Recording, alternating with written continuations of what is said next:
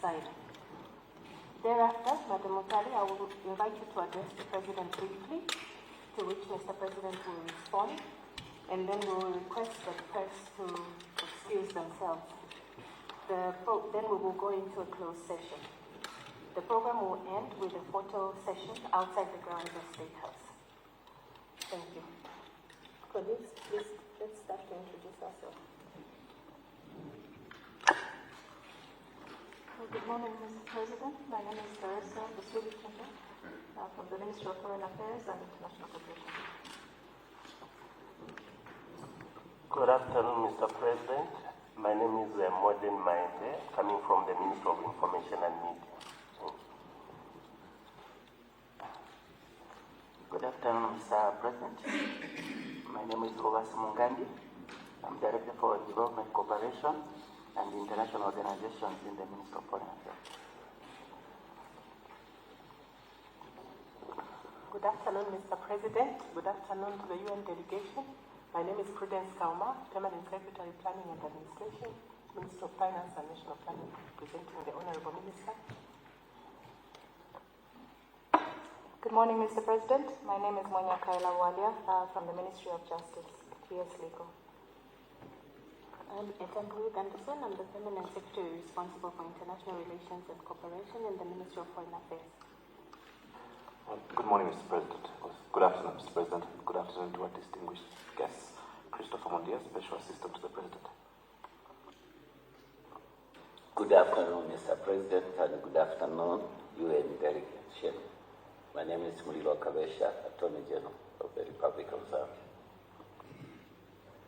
Good afternoon, Mr. President. Good afternoon, the UN delegation. I'm Patrick Kango, Secretary to Cabinet. Mr. President, good afternoon to the UN delegation. It's good to see you as always. Thank you very much. Honorable Cousin, of course. I feel like I know everyone. Thank you.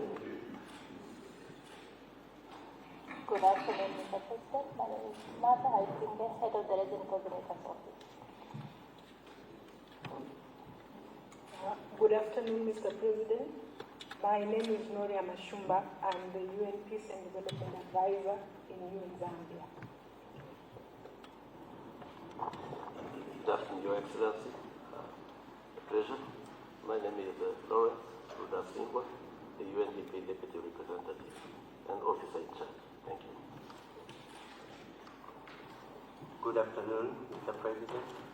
My name is Wellington Mzebe, Director, Representative, International Labour Organization, ILO. Good afternoon, Mr. President. My name is Isaac Ahemesa.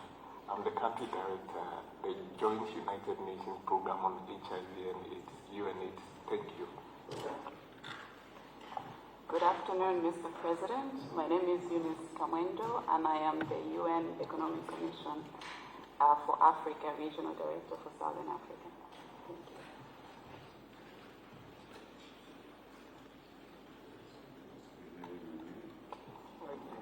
Excuse me. My apologies. Good afternoon, Mr. President, Honorable Minister, Secretary of the Cabinet, Attorney General, Permanent Secretaries, and Senior Government officials. My name is Beatrice Mutali. I'm the UN Resident Coordinator.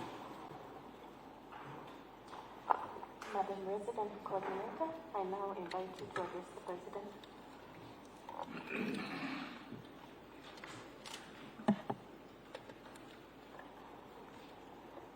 Thank you very much, Permanent Secretary. Mr. President, Honorable Minister, the Secretary to the Cabinet, the Attorney General, Permanent Secretaries, and the senior government officials, my colleagues from the UN. On behalf of my UN colleagues, I'd like to first thank you, Mr. President, and all the senior government officials for taking the time to meet and engage with the UN country team known as the UNCT. And this comprises of representatives of UN agencies operating in Zambia. Ideally, we would have liked to have all of the UN representatives here with us today, but given that this meeting is taking place in July, at a time when many schools are on holiday, a number of our colleagues have taken the time to be with their families. But in the spirit of One UN, we believe that those of us here will be representing them. Mr. President, this meeting for us presents the opportunity for the United Nations as a partner and friend of the government and the people of Zambia to personally express our sincere condolences on the passing of former President Lungu. As we do this, we sincerely hope that the differences surrounding this will be resolved amicably, prioritizing both the interests of the family as well as the well-being and good of the nation. We also express condolences on the passing of one of the Zambia peacekeepers, Mr. Stephen Sakachoma, who passed away while in the line of duty in the Central African Republic. On a different note, Mr. President, the UN welcomed the decision by the government to defer the Constitutional Reform Bill 7 to allow for further consultations and ensure that the government and the people of Zambia collectively contribute to securing an enabling environment for the 2026 elections. Mr. President, with the UN commemorating 8 years of multilateralism, our briefing today will focus on what this means for the UN and particularly for the UN in Zambia.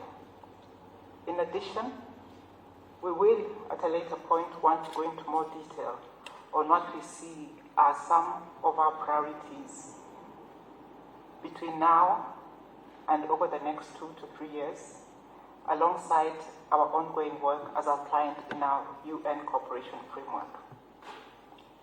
So as I speak about the UN and its commemoration of the 8 years of existence, we, as a UN country team, reaffirm the UN Secretary General's message at the beginning of the year as he launched what he termed as a UN initiative. This is an initiative that acknowledges achievements to date by the UN, but also an initiative that notes the intense complexity of emerging global issues. It also notes the challenges that these present for the UN. However, the most important aspect of this UN initiative is the fact that it provides a system-wide push to streamline operations, sharpen impact, and reaffirm the United Nations' relevance in a rapidly changing world. In brief, this initiative recognizes a world dealing with a multitude of complex wars and tensions, stretching the demands of the UN, while simultaneously experiencing declining trends in development aid, thereby putting sustainable development at risk, at a period where we are experiencing unprecedented attacks on multilateralism. However, in the midst of this rapid evolution, our leadership has reaffirmed the organization's unwavering commitment to the UN Charter, which articulates the 3 pillars of the UN's work. The 3 pillars being 1, peace and security, including de-escalation of tensions, the 2nd pillar being on development, and the 3rd pillar on human rights. And in remaining true to the UN Charter, within the UN 80 initiative that the Secretary General launched, there is acknowledgement that for the UN to remain impactful, significant change is required within the UN system. There's a need for accelerated change to ensure that as an institution we remain relevant and fit for purpose, so that in this fast-evolving and challenging environment, we effectively play our complementary role to the government's development efforts. At the core of this UN initiative is the opportunity to review the change that is required internally. Led by our leadership at the global level, this review is focused on 3 work streams. 1 is enhancing efficiency in operations. 2nd is a review of the mandates of the entities to remove duplication where it exists. And 3rd is a restructuring, which may include mergers, consolidations if necessary, and the provision of some functions if needed.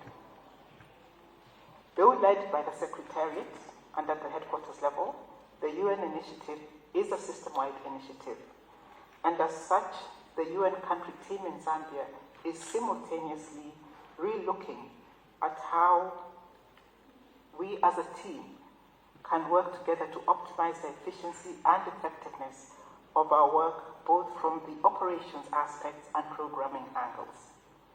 From the operations side, we are making significant progress, really coming together, beginning to work together in terms of our operations, admin functions, bringing them together, and we are seeing the cost savings that we are making in that area.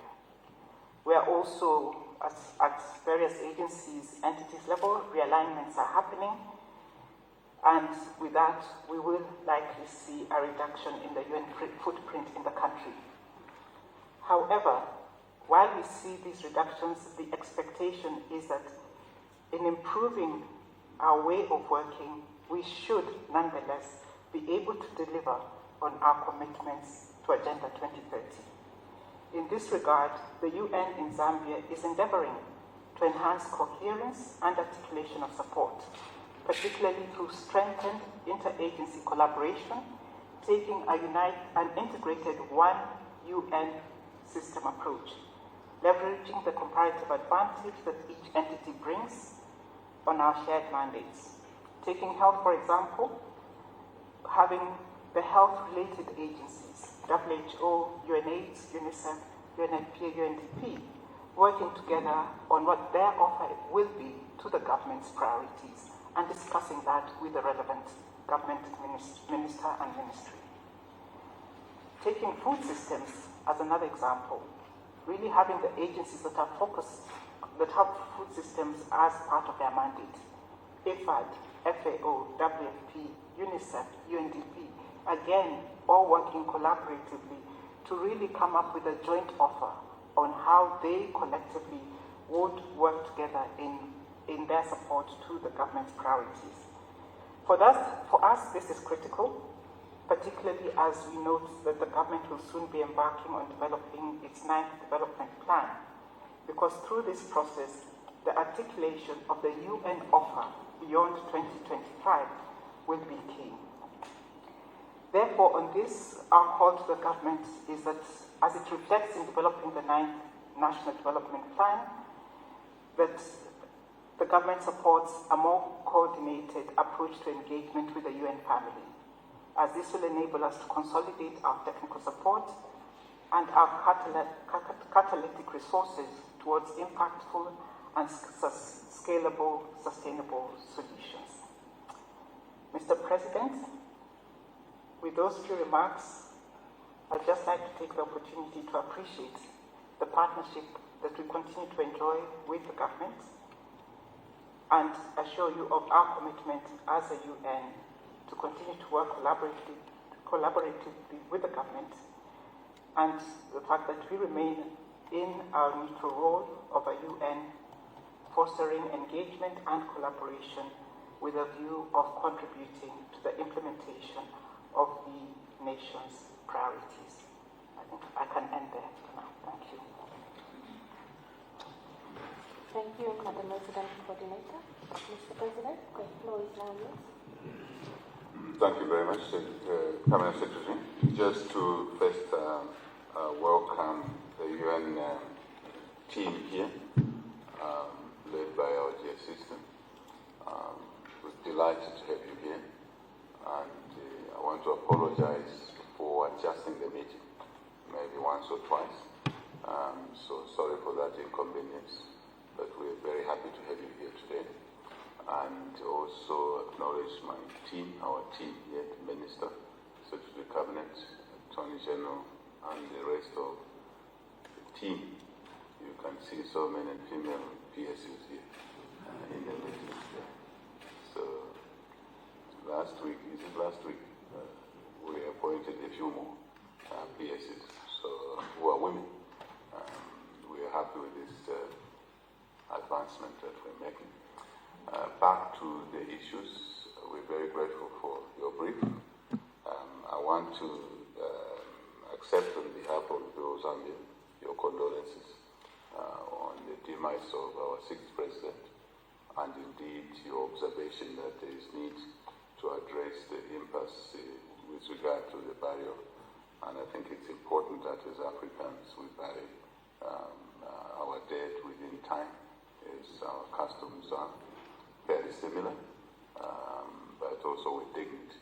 I think that's why the government has taken a posture that our sixth president, citizen of Zambia, twice elected as president, superintended over the affairs of the people of Zambia for 7 years, and that he be buried here in Zambia.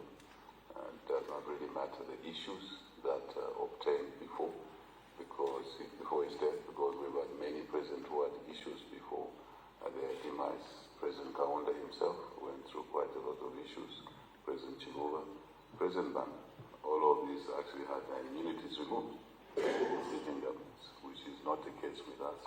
So I think any and all issues should be matters that we discuss post the burial, and we prefer that he's buried where the five before him are all buried, even when family members had issues. For example, the case of the President Hakainde, the family wanted him to be buried elsewhere. They went to court. Eventually, the court ruled that family interests matter, but national interests also matter. And KK is buried. He's not the one who died first, though. He was the first president, but lived much longer. In 95, 96, 96 thereabouts. So the president died before him. So he too is buried there. And the family has first-hand experience of that. But we really appreciate the condolences that you have offered to us, and that you are following the discussions. Any help that can come from the end will be very appreciated to break this impasse. We also want to acknowledge your condolences on the demise of our beloved soldier who passed on duty in the Central African Republic. As you know, Zambia has participated and continues to do so in the UN peacekeeping missions, not just in the Central African Republic, but in other places, some under the UN initiatives and some under the SADC initiative. As you know, Madam Tali, that now I think the UN and regional bodies have agreed that they will work together on peace missions and layers, consolidate knowledge, efforts, and so we're very delighted that as a country we have been there all along, even as we assisted countries in the region to achieve independence. Largely, Zambia, Tanzania have been working as a partner in this sphere, and the UN has really been a great partner. And just to assure you that we will continue doing that, thank you for your acknowledgement of this loss, and we appreciate it. I must also thank at this stage Secretary General Guterres for all of the support that he has rendered, and through you, for the work that the UN system has been doing here, the family has been doing, UN family has been doing here, including recently assisting us to walk through our West Draft 11 level, that the UN family, UN system was there to work with us. And as we pronounce that nobody will die out of hunger, we have no knowledge of any citizen who we lost because they didn't have food in the West Draft 11 level. So thank you for that, and indeed other programs. We do acknowledge the reforms that are going on in the UN system, our UN system, to make it more relevant to needs of members. Very important. I think the rationalization is inevitable, but I do believe that it will continue, the UN system family will continue looking at the needs of member states. Security, as you highlighted, yes. Security, peace, security, stability, very important. But also economic areas. Madam Itali, it's very important for us, our thrust to reconstruct the economy, to push the economic growth and more growth is very important. And as the UN family realigns its work, I think it's important to look at the priorities of countries such as ourselves. And in that space when you mention International Fund for Agricultural Development, IFAD is very important that because of our thrust in food security, irrigation, agriculture, water harvest, are very important to us. Of course, the Food and Agriculture Organization. Those elements, as you realign the UN, I think taking account of our agendas is also extremely important. So we can have rationality, we can have some convergence, and so we appreciate that. I also want to use this opportunity to indicate that Zambia is part of the continent of Africa pushing for the reform of the UN Security Council. I think if I didn't say it, I would be amiss, I would be unfair to my fellow heads of state, because we agreed that the continent with 1.3 billion people cannot be left out of the key decision-making processes in the UN, including on the Security Council. So please send a message to Secretary General Guterres that as Zambia, we continue sounding the horn as other countries on the continent are to expedite conclusion of the reforms around the UN Security Council. We need representation. How you deal with our concerns, the continent's concerns, without us sitting on the table has been a fixation for a long time, and we need to resolve that matter. I also want to use the opportunity to indicate that you acknowledge the Department of Bill 7, for which is a constitutional amendment for further consultations. Minister of Justice is here, Attorney General is here, my legal advisor, Secretary Cabinet, PS Legal is here. We had to do that in order to basically allow for more time, for more content discussion issues. And this emanated, so I give you an understanding, emanated from engagement, dialogue that the President and his team has been having with stakeholders, including the civil society. One of the meetings we had here was a meeting with 30 plus civil society, 32 civil society organizations. On the same day, we met the church mother bodies, representatives of them, some of them, 3 of them, the ZCCB, the CCZ, and also the EFSEC, Evangelical Fellowship. So to put names in full, the Zambia Conference of Catholic Bishops, the Christian Council of Zambia, and the Evangelical Fellowship, EFSEC. We also met some church bodies, individual church organizations, UCZ and others. I think together with the acknowledgement of the work that the minister and team had done already tremendously, work that was done on the roadmap and the content issues, putting the two together, we took the decision that we needed more time to dialogue, so that citizens who felt that, or groups of them that needed more time, that time will be available. Constitution is for the people, the people of Zambia. So we are confident that the roadmap we had with an extension of the time to allow for more engagement, not to discard what was. What we've done is a deferment, is not a discontinuation. I know some stakeholders want to interpret it differently. It's a normal thing. And so that roadmap will be extended. I think it should be concluded now, plus you've been working on that roadmap issue. Yeah, to allow for that time that was asked for. But constitutional amendment is a constitutional requirement. Every 10 years, the constitution must be looked at on aspects such as delimitation. It's a constitutional provision. So it needs to be done. So I just want to emphasize that. So it's not a discontinuation, it's a deferment. So I'm taking the opportunity to inform you, you as our partners, in this issue, or this issue.